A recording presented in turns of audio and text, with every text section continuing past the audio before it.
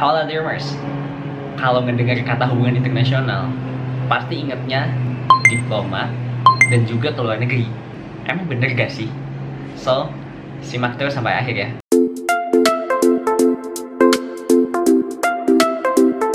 Hai, balik lagi bersama aku Fauzi di channel Jejak Zamzami. Makasih buat semuanya yang sudah nonton video-video yang ada di channel ini, dan semoga channel ini semakin berkembang.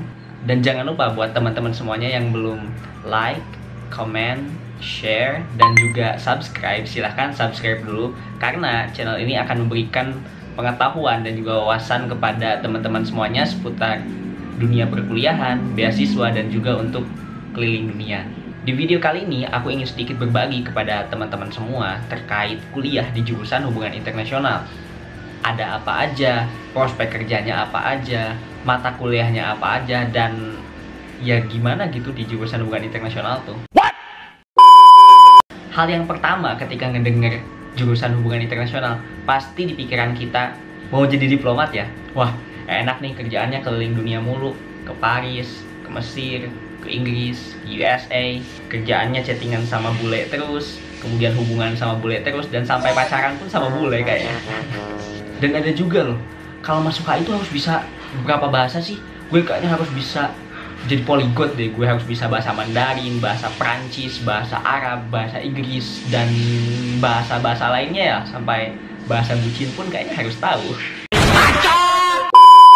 Well, untuk yang pertama kali, stigma-stigma yang tadi ada, yang aku sebutin, dan rata-rata orang pun sebutin kayak gitu, itu bener-bener gak 100% salah, dan juga gak 100% bener. Memang pada dasarnya ketika kita masuk jurusan hubungan internasional, identiknya kita akan menjadi seorang diplomat. Tapi jangan sampai semerta-merta bahwa diplomat ini merupakan satu-satunya profesi ketika kita masuk jurusan hubungan internasional. Gak hanya itu, gak semerta-merta teman-teman harus menguasai banyak bahasa asing, dan juga gak semerta-merta teman-teman harus keliling dunia misalkan tiap bulan.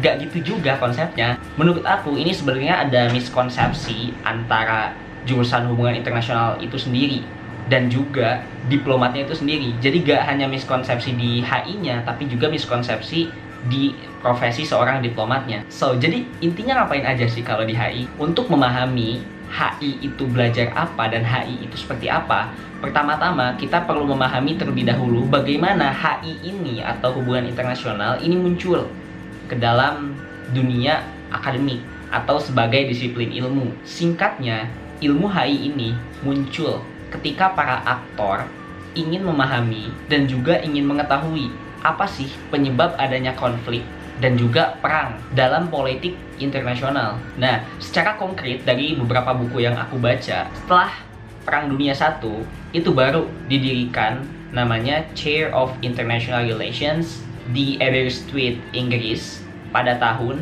1919. Dari fakta historis tersebut menunjukkan bahwa disiplin ilmu HI ini merupakan bagian dari Departemen Ilmu Politik, yang mana sampai sekarang dua disiplin ilmu ini saling berkesinambungan dan nggak dapat dipisahkan. Salah satu contohnya yaitu ada Department of Politics and Department of International Relations di University of Oxford, atau Department of Politics and International Studies di University of Cambridge. Nah, dan yang perlu teman-teman ketahui bahwa disiplin ilmu HI ini harus memiliki objek-objek disiplin ilmu lain, misalkan seperti sejarah, ekonomi, keamanan, politik. Jadi dia gak bisa berdiri sendiri gitu, tapi harus ada aspek-aspek lain yang menjadi objek bagaimana HI ini bisa masuk. Singkatnya, disiplin ilmu HI ini lebih ke bagaimana upaya suatu negara bisa menjalin hubungan dengan negara lain melalui perdagangan, melalui keamanan, melalui lingkungan, melalui pendidikan, budaya, dan sebagainya. Dan gak hanya untuk menjalin kerjasama antara satu negara dengan negara lain, melainkan adanya juga kerjasama secara internasional untuk mengatasi misalkan kalau sekarang wabah corona, atau ada climate change, atau perang dagang, dan lain sebagainya. Jadi kalau misalkan kuliah di jurusan hubungan internasional itu, atmosfernya bakal atmosfer internasional. You will talk about United States, you will talk about the China, you will talk about the Singapore, you will talk about the Australia, dan masih banyak lagi gitu. Jadi kita gak hanya mempelajari bagaimana sistem politik yang ada di Indonesia, melainkan sistem politik secara internasional. udah kebayangkan belajar apa aja di hubungan internasional. Jadi mata kuliahnya itu kurang lebih kayak gitu. Dan aku bakal sebutkan beberapa di sini, tapi nggak menjustifikasi ini bener-bener semuanya jurusan hubungan internasional mata kuliahnya kayak gini. Karena beda kampus, beda mata kuliah juga. Beda kampus, beda peminatan kayak gitu. Beda kampus, beda konsentrasi. Aku gak bakal kasih semua di sini karena banyak, karena aku udah semester 4 sekarang. Jadi kurang lebih kita belajar tentang pengantar hubungan internasional, belajar tentang ekonomi politik, belajar tentang gender, belajar tentang agama dan HI, belajar tentang politik internasional, belajar tentang diplomasi publik, belajar tentang pengantar diplomasi, belajar tentang simulasi sidang PBB, simulasi sidang ASEAN, studi Uni Eropa, studi Amerika Serikat, dan lain sebagainya, masih banyak lagi. Sombong amat. A few minutes later. Nah, jadi uniknya di jurusan ini teman-teman akan diajarkan bagaimana untuk mengikuti simulasi sidang PBB, misalkan kalau kita kenal biasanya MUN atau Model United Nations. Kalau juga teman-teman pengen yang di ranah regional, ada namanya simulasi sidang ASEAN atau Model ASEAN Meeting. Itu benar-benar unik banget, teman-teman langsung bisa praktek di sana gimana cara berdiplomasi yang baik, gimana cara bernegosiasi yang baik, dan itu benar-benar beda dengan teman-teman debat kayak di kompetisi. Itu benar-benar beda yang semuanya tuh kayak cekcok gitu loh. Kalau misalkan ini tuh beda gitu, lebih ke soft power, dan bahasanya pun harus bahasa-bahasa diplomatis gitu. Misalkan ketika teman-teman itu benar-benar ngerasa lemah, nah gimana nih bahasanya ketika kita ngerasa kita lemah tapi kita tuh biar kelihatan gak lemah gitu. Nah itu diajarin tuh di strategi negosiasi dan juga di strategi komunikasi. Dan jelas point of the point ketika teman-teman lagi ngerasain sidang PBB ataupun sidang ASEAN, bahasa Inggris adalah bahasa yang sangat utama. Mungkin untuk greeting itu teman-teman bisa memakai bahasa-bahasa lain, entah bahasa ibu teman-teman sendiri atau misalkan bahasa lain yang teman-teman tahu. Misalkan contohnya selamat pagi, namaste, sawadikap gitu. Nah itu bisa benar-benar diawali terlebih dahulu dengan greeting-greeting seperti itu untuk menyampaikan salam kepada mereka bahwa kita juga menghargai budaya mereka dan kita juga tahu loh mereka tuh kayak gimana menyampaikannya, walaupun sebenarnya agak tahu juga kalau ke depannya.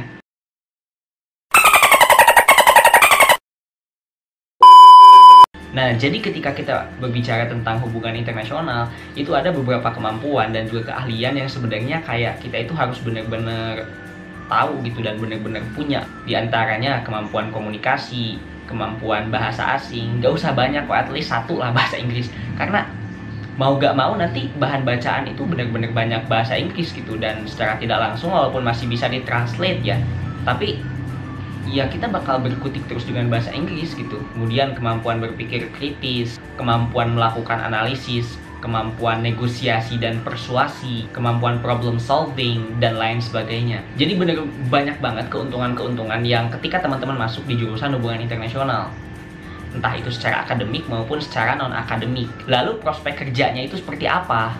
Pertama, itu gak jarang ketika orang-orang yang lulus dari hubungan internasional itu mereka kerja di sebuah organisasi internasional, katakanlah misalkan PBB atau ASEAN. Dan ketika kita memiliki kemampuan bahasa asing selain bahasa Inggris, misalkan kita menguasai bahasa Rusia, bahasa Mandarin, bahasa Arab, bahasa Prancis, dan lain sebagainya, itu akan menjadi titik poin kita gitu, akan menjadi poin plus kita untuk kita lebih bisa masuk ke ranah organisasi internasional tersebut. Kedua, jurusan hubungan internasional ini merupakan salah satu prioritas ketika teman-teman ingin mendaftar menjadi diplomat di Kementerian Luar Negeri.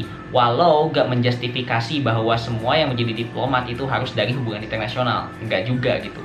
Cuman kayak ada space khusus gitu untuk jurusan hubungan internasional, walaupun ya gak semuanya juga ya, tergantung orangnya juga gitu. Ketiga, kalau misalkan belajar di jurusan hubungan internasional, kita benar-benar akan menjadi orang yang siap untuk go internasional gitu. Ya kenapa enggak, kita akan bertemu dengan orang-orang baru, kita akan bertemu dengan orang yang dengan bahasanya berbeda, dan itu udah jadi hal yang biasa ketika di jurusan hubungan internasional tuh. Hal-hal seperti itu nggak harus teman-teman ke luar negeri. Misalkan banyak banget tuh ketika aku kuliah ada dari Duta Besar Australia untuk Indonesia misalkan ke kampus, atau ada staff apa ke kampus gitu kayak gitu, dan mereka orang asing dan kita langsung bisa berinteraksi dengan mereka gitu. Dan tentunya ketika kita berinteraksi, kalau mereka gak bisa bahasa Indonesia ya pakai bahasa Inggris. Keempat, kita bisa juga bekerja di perusahaan multinasional. Jadi sebenarnya ketika kita masuk jurusan HI itu lapangan kerjanya semakin bervariasi, asalkan kita memiliki potensi atau kita memiliki kemampuan khusus gitu untuk beradaptasi di sana. Jangan sampai karena kita ngerasa kita jurusan hubungan internasional ya kita bisa masuk mana aja gitu. Gak gitu juga konsepnya. Ada hal-hal khusus yang benar-benar kita perdalami. Apa sih hal-hal khusus itu? Ya tergantung teman-teman suka dan yang teman-teman cinta itu. Kayak gitu sih. Nah, terakhir yang mau aku bilang adalah tentang tugas-tugas ketika kita masuk di jurusan hubungan internasional. Sebenarnya ya menurut aku tugas-tugas yang ada di jurusan hubungan internasional ini gak terlalu berat kayak orang-orang yang ada di teknik atau orang-orang yang ada di informatika, orang-orang yang ada di sains gitu, yang misalkan ada praktek, ada ujian, laboratorium, dan lain sebagainya. Di kita itu gak ada.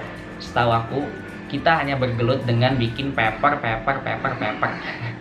Makanya kenapa tadi ada kemampuan khusus ketika kita pengen masuk jurusan hubungan internasional, yaitu kemampuan analisis, kemampuan critical thinking, problem solving, karena itu nanti akan diterapkan di papernya tadi.